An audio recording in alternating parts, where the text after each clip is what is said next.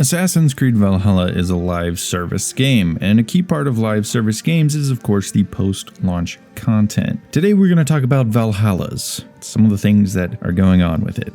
So yeah. Now, I know uploads have been a little bit slowed. That's just because leading up to my big Valhalla critique, which if you haven't seen, I'll link it down below. I do have the different time cards stamped within it, so if you want to watch it in sections, you can, but it is a longer video, but I did put a ton of effort into it. But in the lead up to it, it was taking so much time and I didn't want to delay it any further, so I just focused primarily on that, and then I finally released it. And then I took about a week's mental break, so from this video on, we are going to be back on the normal twice a week schedule of posting videos. So be on the lookout for those. And also, if you do enjoy this video, then make sure you leave it a nice, thick, and juicy like. And of course, as always, if you enjoyed this video or any of the other content that I produce, then hit that big red sexy subscribe button right underneath the video. I also want to shout out my channel members. Thank you guys so much. You help make these videos possible. If you want access to the exclusive perks that they get, then check out the link in the description down below, or of course hit that blue join button. Anyway, let's get started. So the first thing we got to talk about is, of course, the bugs. Assassin's Creed games launch with bugs. That's just the nature of them. They release so quickly that they're hardly ever polished in any kind of way. But I am not exaggerating when I say that Valhalla is about as buggy as Unity was. Sure, it doesn't have the memes attached to it, but it is about as buggy. Just between the crashes and the game just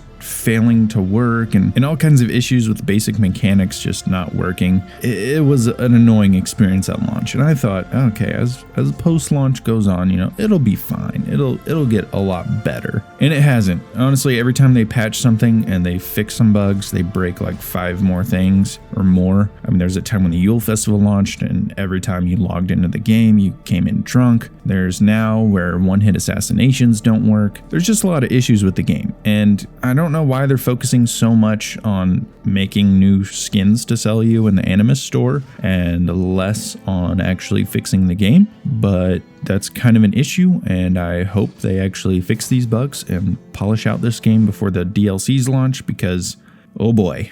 This is something that I've seen before. I don't know if you guys followed me when I covered Battlefield 5, but it was a similar kind of issue, and eventually that game almost died off just because of how many bugs there were in the game, and every time DICE tried to patch something, they broke more things, and it really was a huge detriment to the game's life and player base, which was very disappointing because I did find the game quite fun regardless. Now, like I just kind of touched on, there are also the MTX things that are in Valhalla. Valhalla, and honestly any of Ubisoft's RPG games, have had MTX issues that I didn't really agree with. Number one, the fact that over half of the skins in the game are behind a paywall is a huge issue, and the only 2 gear sets that we've gotten from live service events that were free are simply reskins of ones that we've already gotten in the main game. Now, I don't know if you guys remember tailors from the old Assassin's Creed games, but you can actually go to tailors and dye your assassin robes whatever color you want, and it doesn't take an hour, 2 hours of grinding to be able to actually get those skins. You just get them and you can kind of just walk up and pick which one you like the best. It's really easy, it's really simple, especially for something as minor as a simple color change on the armor, because other than that, it looks identical. So there is that issue. I don't agree with that part, especially in a game that has a paid season pass as well. I mean, I'm just saying, even games like Call of Duty, Battlefield, most FPS games are past this kind of thing where it's either they do a live service with free content drops and you simply just pay for the extra customizable items, but all the post-launch is free, or you have a season pass that you pay for and then anything post-launch is a part of that season pass. You got to pick one or the other. You can't just do both. That's not right. You're trying to pull both kinds of post-launch support in. I very much disagree with that style of doing things, especially with the amount of money that I imagine they are pulling in from these kinds of microtransactions, not to mention by rebalancing the game to be able to basically force enemy level scaling to where you can never have the advantage of being over leveled. That's an issue along with the XP boosters. It's a similar kind of thing that they wanted to do with Odyssey, but I don't think Ubisoft knows enough about their own game game to realize that Valhalla doesn't quite work in the same way. It's kind of a weird thing, but you can definitely see they're trying to push those XP boosters, which is really stupid. All it is, oh, we're going to make the game more grindy for you, so you want to buy an XP booster so you can get through it easier.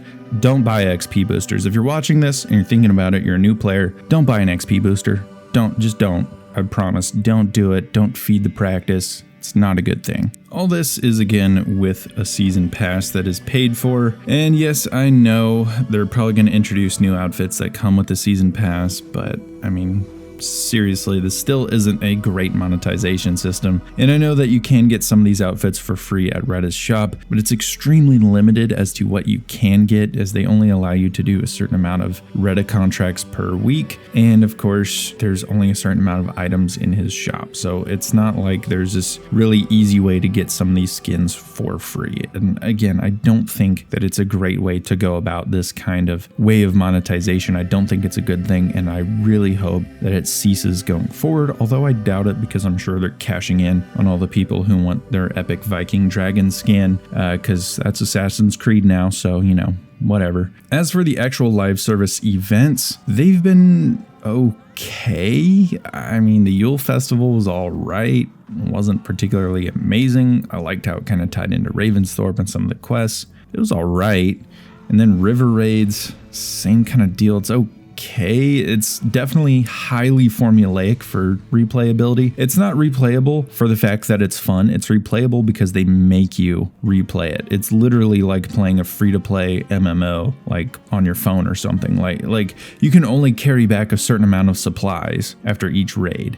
And then you have to go to a different river and raid that one while the other one has high defenses because you just raided that river. And you kind of you're forced to go back and forth, but you can only really raid like 2 places at a time because you're just going to end up full of supplies. Then you got to go back to Ravensthorpe, and then you got to go back out to a different river. And it's replayable because they force it to be, not because it's a good game mode. And I mean, if you enjoy the base mechanics, if you enjoy raids in Assassin's Creed Valhalla already, I'm sure you'll enjoy river raids. For me, they were okay, but it's not amazing. It's not something that is going to keep me coming back for fun. I went and I got the armor set, and now I'm probably never going to touch it again. And it's kind of something that I mentioned in my review, but Assassin's Creed Valhalla needs to quit focusing on giving us more shallow things to do that are so formulaic that that's why it's time consuming, rather than something that's fun that I want to do because it's fun. I don't know why that's so hard to ask. I don't know why this highly formulaic kind of systems need to be implemented just for the sake of forcing you to play through it to get something. That's not fun. It's not satisfying. It's not enjoyable. It makes the game feel like a chore, and it's not good. People still play the old games because they have aspects to them that you want to invest in. In Brotherhood, Revelations, you want to invest into your assassin recruits and build them up. There's depth to the parkour that you want to get better at so you can find more efficient ways around the city. Valhalla doesn't have anything like that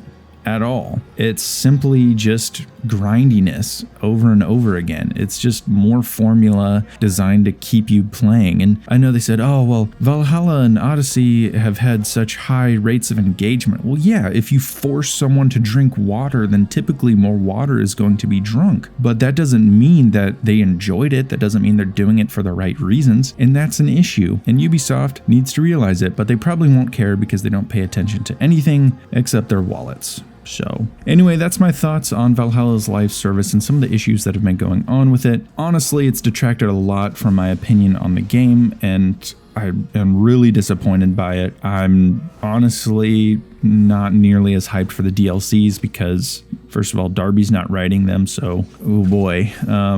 I don't think they're going to be coherent with the main game and the main story that's being told, and honestly, some of the issues that came up in Odyssey's DLCs are likely to be present in these, and it's probably going to feel just detached. I don't know. We'll see. But anyway, thank you guys so much for watching. If you enjoyed, let me know down below, and of course, I will see you guys in the next video.